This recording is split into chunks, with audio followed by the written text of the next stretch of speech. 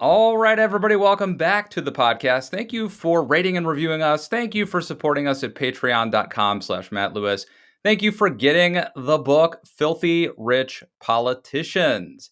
Happy to welcome back today, friend of the show, Batya Ungar-Sargon. She is the opinion editor at Newsweek and author of Bad News: How Woke Media is Undermining Democracy. Batya, welcome back to the news. Thank you so much for having me. I'm so glad to be here as always. A lot of people say friend of the show, but in this case, it's actually true. I am a friend of this show. I am a huge, huge Matt booster. As I'm sure your audience knows, I wrote the foreword to your book. Everybody should go out and buy it and read it. It's so good and so important. Thank you so much for having me. So good to see you, and thank you again for writing that intro. Um, really appreciate it. A lot to talk about. I mean, I think sadly, it's kind of scary stuff going on. I assume you're feeling this even more intently than I am.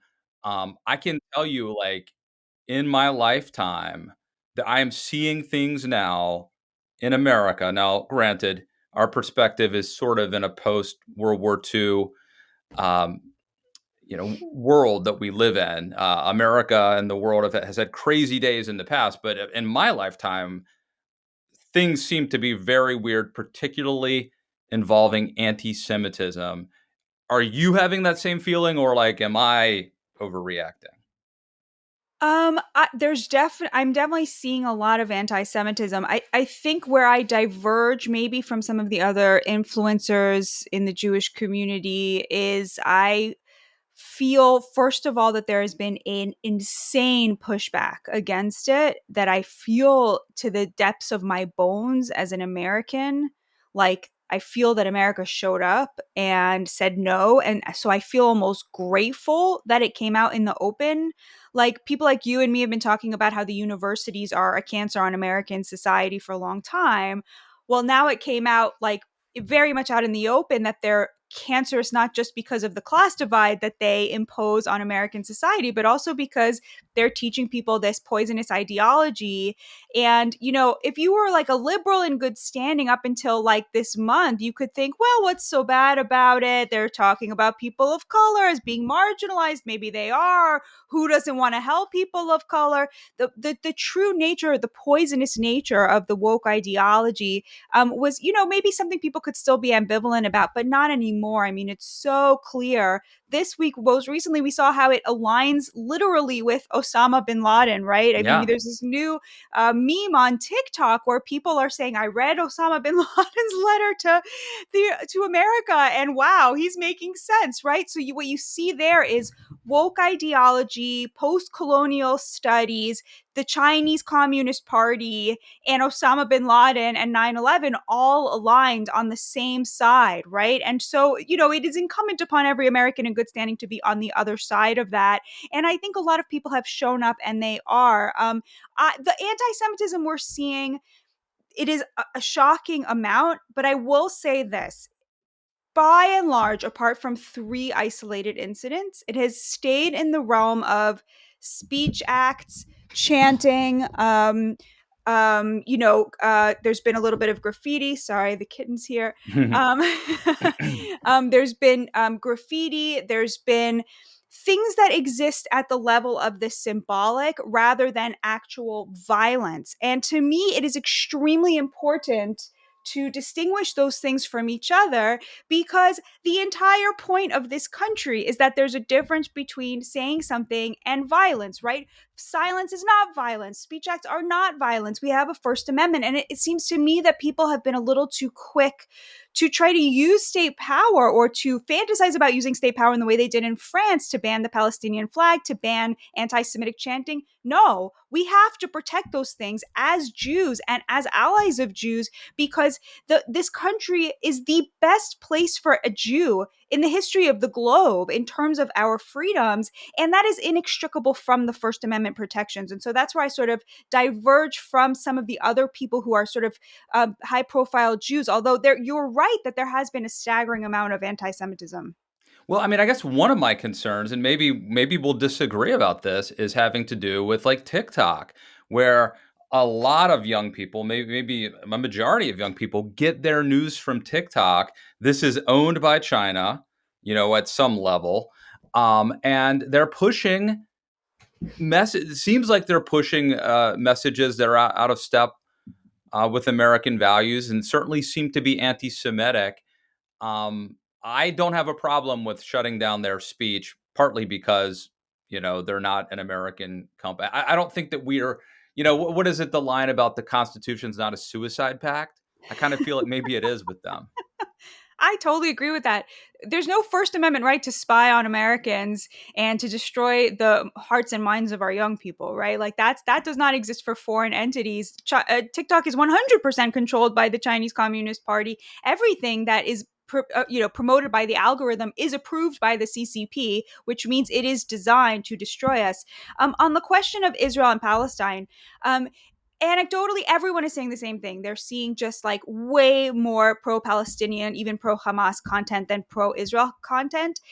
Now, what TikTok says in its defense is that is reflective of the number of posts that are tagged with Free Palestine or Stand with Israel, which would make sense that there would be many more like Free Palestine posts, just given that there are, a billion Muslims and there are only 16 million Jews. So it is possible that they are not quite cooking the books as much as people like me have accused them of. But to me, it seems very clear that any kind of internal dissent, they are quick to jump on. They are clearly playing with the algorithm so that it is promoting this anti-American content, which of course is aligned with anti-Israel content because the people who hate Israel hate America and vice versa. Israel is not an ally because of the Jewish lobby. It is an ally because it brings something crucial to the table. It fights America's enemies for us in the name of freedom. And so I totally agree. You shut down TikTok. I don't understand why it is allowed to operate in the United States. It's not allowed to operate in China. Hello. And just on that front, we have debated Elon Musk here on this show. Yes, we have. And yesterday he amplified and agreed with a deeply anti-Semitic post that accused Jews of being anti-woke, which is exactly what the Pittsburgh shooter who murdered 11 Jewish martyrs in 2018 in the Tree of Life synagogue accused Jews of.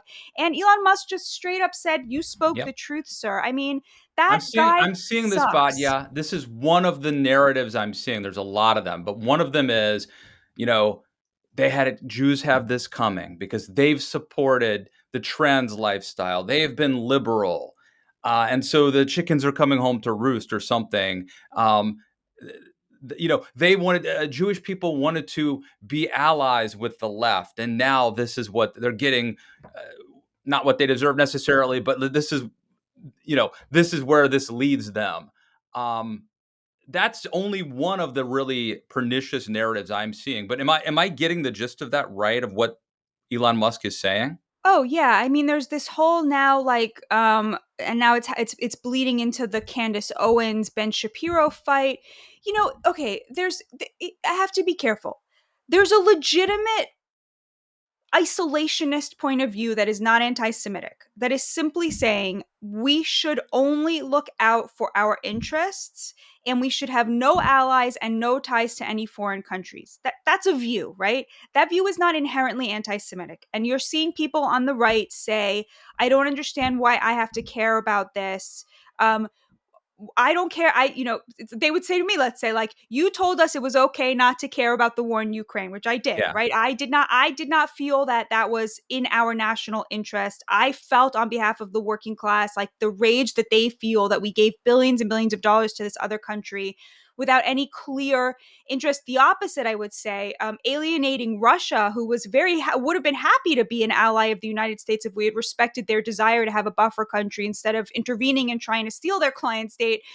That would have been in our interest No. to See, I get think I know I don't want to get into this fight with you right, right, again, right, right. but just on the record for my viewers and listeners, I feel like we need to be on the side of people who are the victims against bullies. And whether that's supporting Israel against Hamas's terrorist attack or supporting Ukraine against Putin and Russia invading them.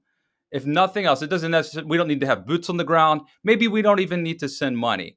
But morally, I think we should always be on the side of the victims of people who want freedom as opposed to the bullies. So I see these things as consistent. And I'll say this: if you look at Candace Owens, is not taking a morally neutral standpoint. She's accusing Israel of genocide, right? Yeah, I mean, well, she I mean, she, blocked she's me. she's picking sides. Is my point. She's not staying out of it. She's She's picking definitely sides. picking sides. I only tangentially know what she says because she blocked me after her Hitler comments. Like I don't remember how many years ago it was, 3 or 4 years ago. The first time this sort of was like, oh, this is a person who actually just doesn't like Jews that much, you know. I haven't been able to follow as closely as I would like, but I mean, um where I was going with that was to say that, like, there. Okay, so from my point of view, so we disagree on Ukraine 100%. I don't necessarily see the Ukrainians as capable of a Western style democracy or desiring of it, or longing to be free. Certainly, they don't long to be free of corruption. That doesn't mean that Russia was right to invade. I mourn the loss of all of those hundreds and thousands of people who were killed. I just think from a purely America's interests point of view, we would have been better served to enlist Russia in the fight against China, who is our real enemy and is trying to destroy us with every fiber of its being. They are trying to destroy America in every way that they can. But let's put that aside. I know I would love to debate you about this because I disagree, Right. in good faith. Yes, But yes, of course, of let's course. move past it Let's move because, past it. But yeah. so then some of the people who agreed with me about that are saying, well, why doesn't the same logic hold now with Israel? Like, why should we be giving all of this money to Israel and all of this support to Israel? We should be isolationists. We should only care about our own. And to me, the comparison doesn't really hold, because for a number of reasons that I won't get into because of like the unique situation in Russia and Ukraine. But the situation with Israel is that it is an ally that is bringing a lot to the table, in terms of American interests. Very, very literally. I mean, in a very, very, very literal way. Iran, through its proxies, Hezbollah, the Houthis, and Hamas, like they have a list of people who are on their hit list, and it goes Israel, America, right? I mean, that letter from Osama bin Laden is all about Israel. It's like, I'm attacking you guys because you are allied with Israel and Israel is allied with you, and you are all under the foot of the Jews, right? I mean, that is a person who sees being an enemy of Israel and being an enemy of the United States as one and the same thing. But wouldn't that be an argument for us to just drop Israel, save ourselves? I mean, seriously. They're fighting our fight in the Middle East for us, right? We're getting a lot of bang for our buck there. People misunderstand the nature of aid to Israel, military aid to Israel. 3/4 of it is actually spent here. I mean, okay, you can say it's spent with Lockheed Martin. Okay, maybe that doesn't, you don't count that as, a boon to the United States, right? But the GDP stays here, right? That is a loan to Israel to be spent on U.S. military equipment. And I don't hold it against anybody who says we shouldn't be, giving that aid to Israel. I think there's a very robust debate in the pro-Israel community about whether we should still be giving aid to Israel. I personally think that aid helps us a lot more than it helps Israel, and it actually hurts Israel because it makes Israel to a certain degree dependent on the opinions of Americans in a way that they don't need to be anymore, especially in light of the Abraham Accords. Thanks to President Trump's leadership on that. But they are actually doing something for us. They are taking on Iran, who is a big threat to us, who is, again, completely aligned with the CCP. I mean, the idea that we can have peaceful relations with Iran when they are courting China, and when the two of them have a new axis that is way stronger than anything we will ever have because of our democratic values. I mean, it's just ridiculous. So you could say we don't need any allies, and I respect that point of view. I don't think it's inherently anti-Semitic. I do think there is a new line emerging on the far right, embodied by Candace Owens, that is pro-Palestinian, that feels nothing for the atrocities that Hamas perpetrated on innocent civilians in Israel, that is employing the same disgusting moral equivalence between what Hamas did intentionally targeting innocent civilians and what Israel does accidentally after trying very hard to avoid civilian casualties, makes an equivalence between that, and now is going further and suggesting that American Jews are a fifth column.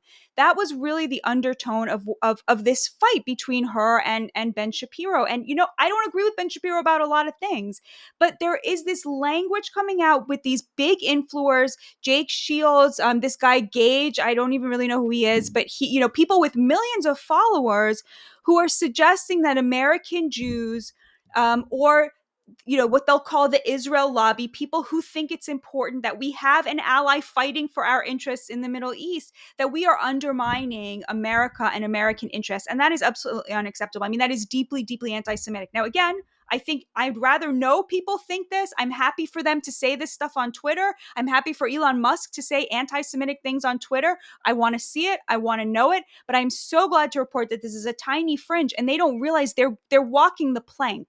I A mean, you tiny don't. fringe. I mean, Yeah. this is where.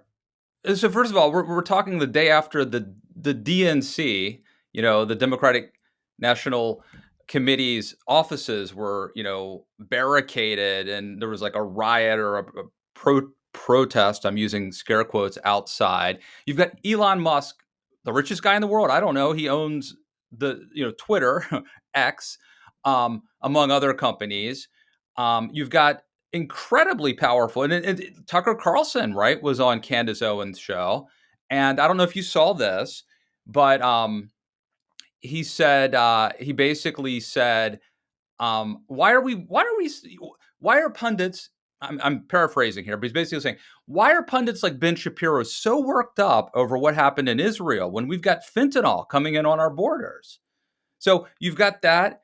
I don't know if you saw Jason Whitlock, who he's a sports guy. He's at the Blaze now. He used to be on ESPN and Fox Sports.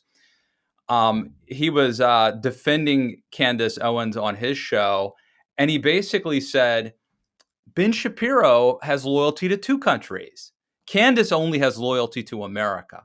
I mean, as you know, this is like the dual loyalty trope. Um, I think you're more sanguine about this than I am. I feel like maybe it's a small percentage, but it's ascendant. And these are powerful, powerful voices like Elon Musk, for example. Um, Talk me down. I think that they are building and walking their own plank. I mean, the American people are not going to accept having Jews called a fifth column. That will never fly with your average American. This is a problem in the elites, in the college educated elites. That's where this is getting traction. In the the 4chan whatever, the extreme far right, yeah, they always hated Jews, and now they're finding a new language for it. Fine, yes. I mean, David Duke has always been pro-Palestinian, right? We knew that existed, that tiny fringe. People who go to college get inculcated into this messed up way of thinking, wokeness. You replace a worldview based on right versus wrong with a worldview based on powerful versus powerless. You superimpose race onto it. Boom. You get, anybody who's white is inherently flawed, inherently evil, and anybody who's a person of color is inherently powerless and thus inherently a victim and thus inherently virtuous, right? It's this worship of weakness, this worship of victimization and victimhood and vulnerability, and which in many cases is invented, right? I mean, they see Hamas as the vulnerable party because they have fewer guns than Israel, right? I mean, it's just completely mind It's virus, the right? the oppression Olympics, right? Exactly. Now It's that instead of old school Marxism, which was class based. That's like exactly this is based on who is the most oppressed, who is right, the most um, right, put upon, and that whoever that is becomes the right. top of the hierarchy. And Jewish people are perceived as not being oppressed, despite the fact that 6 million of them were murdered in the Holocaust. Um, Which, by the way, I accept that we're not oppressed. I'm sorry, we're not. We have, you've got the IDF, which failed big time on October 7th. But honestly, like that was a failure on Israel's part. Like Hamas are murdering, child immolating mass rapists. We knew that. Like it's their job to be terrorists. It's Israel's job to protect its civilians from terrorists, right? So that situation is like, it's very simple on the one hand. On the other hand, there was like an epic failure there. But I'm sorry, Jews are not weak. Nobody's weak. Everybody in this country has equal civil rights. This is the greatest country on earth. And the Israelis have a very powerful army. And Americans have always been a very treasured, cherished minority, and that will continue to be the case. If you go to an elite university, you are going to be inculcated into an anti-Semitic worldview called wokeness, and you'll either leave with that woke view and go and commit protests against the DNC, or you'll grow up, right? I mean, those are the options, right? You'll either keep it and bring it into America's newsrooms, which is what happened, or you'll grow up, right? And you'll learn how to think for yourself Yeah. and like an American and like a good person. And then you have this extreme far right that also has a kind of tendency toward anti-Semitism, and then now this Yeah. isolationist right that is sort of bleeding over. But to me, this is all very fringe. I mean, the working class I is just I never would going to buy this. I wish, as someone who saw Donald Trump take over my political party and my movement, maybe I'm paranoid, but I feel like a small group of intellectuals. Well, look at the Bolsheviks. I mean, I don't dismiss a small fringe group of people who are evil and have an agenda. I'm worried about them. And let me throw another thing that I'm seeing happen at you, Batya, and I'd love to get your take on this. But if you go back to the Candace Owens, Ben Shapiro back and forth, at one point she does this very cryptic tweet where she tweets out Bible verses from the New Testament. Now, I'm a evangelical Christian, Christian, yes. um, but she tweets that out, and at some point she tweets, and this is all essentially a subtweet to Ben Shapiro, and she just types, Christ is Lord, Jesus is Lord, something like that. Okay, in and of itself, I endorse that statement. I agree with her, right? But why is she saying that? There's a video. Ben Shapiro did an interview a few years ago, like 3 or 4 years ago, with Joe Rogan, Mm-hmm. or Joe Rogan's like, who do you think Jesus was, right? And Ben Shapiro's like, well, I think he was a prophet, not a not a prophet legitimately, but Shapiro's like, I think he was like a revolutionary who tried to overthrow, the government or whatever. And I'm like, okay, shocking. An Orthodox Jewish guy doesn't believe the same thing that a born again Christian believes. Okay, I'm not scandalized by that. But that video is resurfacing for a reason. I think they are trying to otherize Ben Shapiro, and I think they are trying to basically turn Christians against him and saying that he is somehow disqualified from being a conservative opinion leader or a public intellectual based on the fact that he doesn't worship Jesus. But do you think I mean, as a Christian, you think that has a chance of working? I just, Yes, really? I do. See, I think I'm more disturbed and concerned about this. I'm a Christian sitting in West Virginia. You're a Jewish person sitting in New York. Um, and I feel like I'm maybe a little more freaked out by our current situation. And I hope I'm wrong. I hope you're Like, right. you think the people in your church could be convinced to see Jews as the enemy? I just find that so hard to imagine based on all the Christians I know and all the working class people I know. Like, I just think that's the difference between America and Europe. Like, the working class in Europe has, for millennia, like, leaders have used Jews to like whip up, foment, you know, support by making people hate Jews. And this country has just been completely blessedly free of that. This is no country in the history of this planet has ever cherished Jews the way America does. And I like, we're so, what I have experienced, like traveling in the South, or talking to Christians, talking to working class people, is like they'll say to me often, like, with people who really hate Democrats, like who think basically every Democrat is a pedophile, like who believe all of that stuff, and they'll say to me, but there's a carve out for Democrats who are Jews, and they'll say to me with real concern, like, why are so many Jews Democrats, and what can we do about it? Like, how can we rescue them? Like, even though these Jews have decided to belong to the group that is their Yeah. mortal enemies, they still cannot bring it in their hearts to hate a Jew because Oh, no, chosen no. I people. agree And with you. And that's actually part of my tradition. Um, I've been sitting for 45 years. I've sat in evangelical churches, fundamentalist churches, Pentecostal churches, Baptist churches, a lot of Protestant churches of a certain type of denominations. Um, and uh, I have never once heard anything preached about, eschatology or what, this whole thing right, about right. Christian they say, like, nationalism, the only reason nonsense, Christians like Jews is totally. because they want to bring about the end of the world. Like, I've literally never heard that preached. What I It's have heard nonsense. preached is that Israel or Jewish people are the apple of God's eye, and that they're God's chosen people. And so I have, my experience has been very positive, and every church I've been in, uh, to the extent that they've talked about this issue, I think has been good about it. Having said that, number one, I think like this is so concerning and dangerous. I want to err on the side of being cautious as opposed to like chancing it. And I also really fear that we're just slowly normalizing things that had been taboo, and we're sort of making it acceptable to say things that used to be off limits. And that scares me when it comes to this particular issue. Well, I mean, okay, we had like James Baker say F the Jews to George Bush over the settlements, right? F the Jews, they don't even vote for us, right? Like that was in the Republican Party. That You know, wasn't public, right? I mean, that was something reported later, that a but I quote or mean, he something. was his top advisor on the issue, right? I mean, he But I'm was. saying, like, Jim Baker didn't go before a podcast and say that publicly, right? That was He said it to reported. the president of the United States. I mean, No, but like, was yeah. this on tape? Well, no, it was reported that he Okay. had, but they were very, very antagonistic towards Israel. You had the Walton Mearsheimer book, The Israel Lobby, right? Totally in the mainstream, basically blaming Israel and Jews for the wars in Iraq, the failed, war in Afghanistan, everything that went wrong in the U.S. Yeah.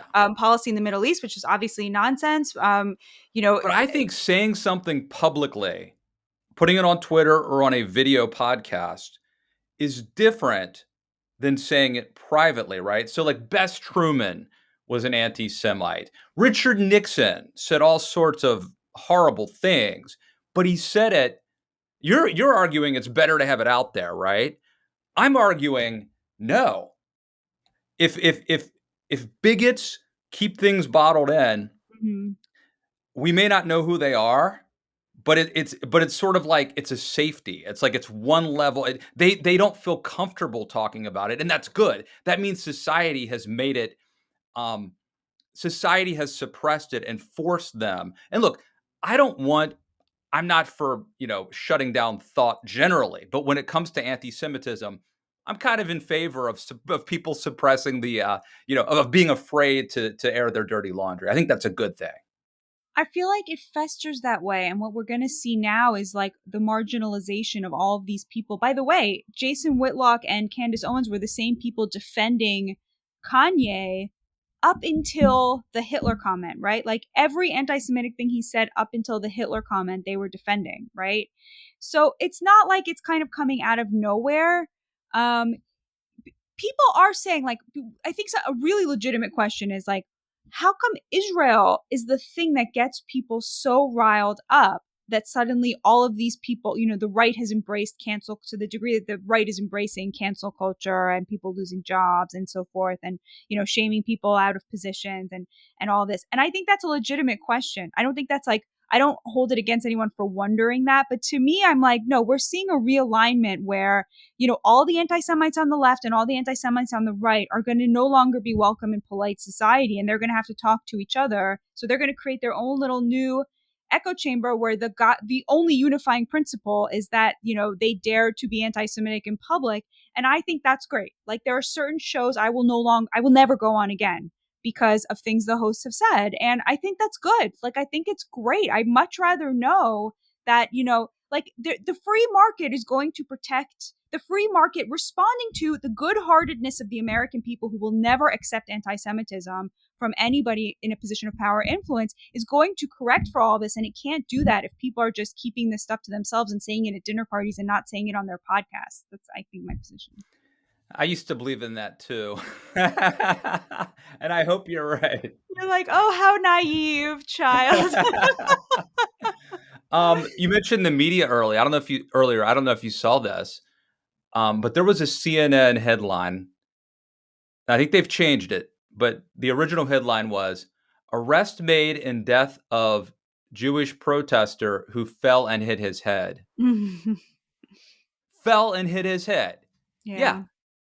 he fell and hit his head after being in some sort of an altercation with a, I don't know, pro-Hamas protester. But he fell and he must have just tripped, right?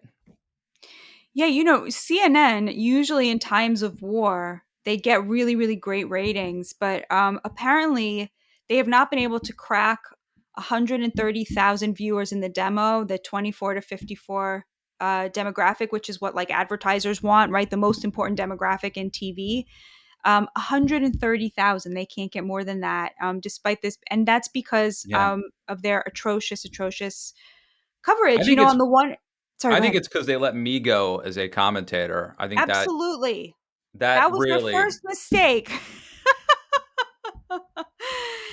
Yeah, you're just seeing people are just what you see in a moment like that is just like the wishful thinking, right? I mean, you saw this as well with the hospital bombing that wasn't 3 weeks ago, right? When every single media outlet reported, within 5 minutes that 500 people had been killed because a hospital had been blown to smithereens by Israel, and none of that turned out to be true. Israel hadn't bombed it; it was a Palestinian Islamic Jihad rocket that fell in Gaza. The hospital was still standing and had fallen in the parking lot, and we don't know how many people were killed, but probably the maximum amount is somewhere between 0 and 20 people.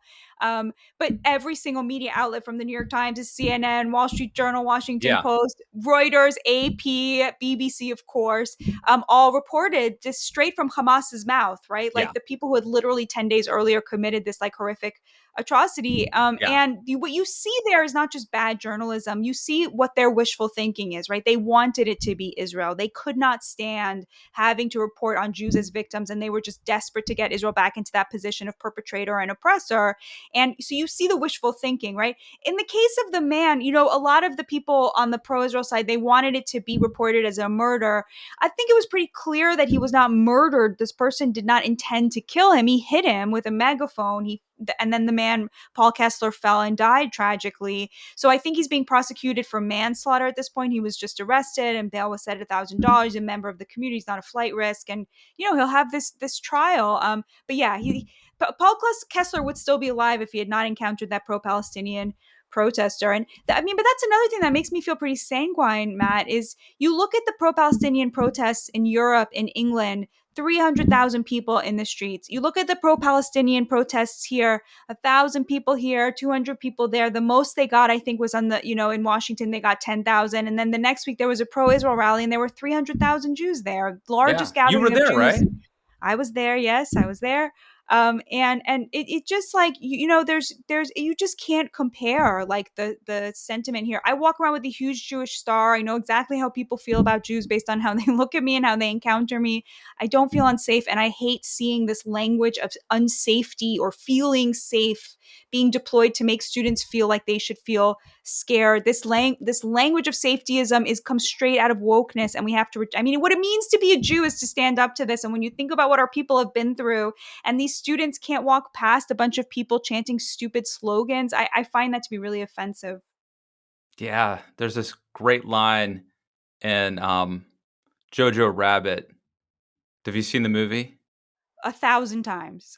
The line where the girl that they're hiding says, "I come from people who wrestle angels." And I can't remember the line, but it's so eloquent where, she's saying like, "You think, we are God's chosen people, the people who wrestle with angels. Like, we're not afraid of you." I like your attitude, Batya, and you've cheered me up a little bit. So thank I'm you for so that. glad to hear that. I am so glad to hear that. Yeah, I mean, what I like to say is, we do not answer to the mob. We answer to the God of Abraham, Isaac, and Jacob, the Rock of Israel and His Redeemer. And that's who we have to be right now. We got to stand up and be tall and be proud, because this country needs us to. Like, it's not just for ourselves as Jews, it's for ourselves as Americans. Like, those things are inextricably bound up together. I mean, it's as an American patriot, first and foremost, that I talk about these things, because that's sort of one of the core pieces of my identity. And so I urge all good-hearted Americans to join us and not be afraid of hearing from the other side. There's nothing to be afraid of. Like, you can hear what they have to say because they're wrong and you know it, and so you can answer back. Like, there's no we don't have to be afraid of what they think. All right. I am descended from those who wrestle angels and kill giants. We are chosen by God. You were chosen by a pathetic little man. Speaking of Hitler, I think. Anyway, if anyone hasn't seen the movie, I thought the movie's like 10 years old now or something, right? I mean, it's not new anymore, but you might think that making a movie with Hitler as a character is a bad idea. I kind of thought it. It I was thought they so did a good. good job with it. It was just one of the best movies I've ever seen. I've seen it literally probably 10 times. I love that movie so much. Awesome. I could keep you. I could ask you a lot of other stuff, but you've talked me down. Anything you want to? Obviously, everyone should, get the book Bad News. Follow you on Twitter. Anything else? Um, anything else? No, I have another book coming out in April, so I'll see you again then, I hope. Absolutely. Anything I can do to be of service, don't Yeah, it's hesitate. about it's an ethnography of the American working class, so very different topic, but related, as I keep trying to convince myself. Is it available for pre-order yet? No, no, we had Okay. to change the title actually because I initially wanted to call it Promised Land because this is the promised land for me, America. But because all of this fighting broke out in Israel, we decided everyone's going to think the book's about Israel, so we're sort of scrambling for a new title. I think we found one. So yeah, it'll be out in April. Awesome. But thank you so much for having me, Matt. Thank you for the spirituality that you bring to your work and for your love of this country, your love of the Jews, your love of God. It means a lot to me. Thank you so much for having me. Thank you. God bless. You too.